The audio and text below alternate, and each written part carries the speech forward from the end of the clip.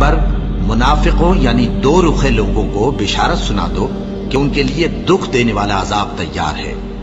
वो जो मोमिनों को छोड़कर काफिरों को दोस्त बनाते हैं, क्या ये उनके यहाँ इज्जत हासिल करनी चाहती हैं? सो इज्जत तो सब अल्लाह ही की है।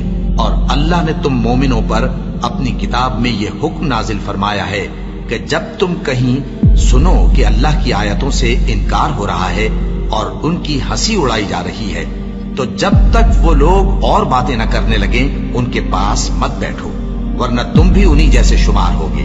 कुछ शक नहीं कि अल्लाह मुनाफिकों और काफिरों सबको दोज़ख में इकट्ठा करने वाला है, जो तुमको देखते रहते हैं। फिर अगर अल्लाह की तरफ से तुमको फतह मिले तो कहते हैं क्या हम तुम्हारे साथ न थे, और अगर काफिरों को फतह नसीब हो तो उनसे कहते हैं कि क्या हम तुम पर गालिब नहीं थे और तुमको मुसलमानों के हाथ से बचाया नहीं। अब अल्लाह तुम सब में क़यामत के दिन फैसला कर देगा और अल्लाह काफिरों को मोमिनों पर हरगिज गलबा नहीं देगा।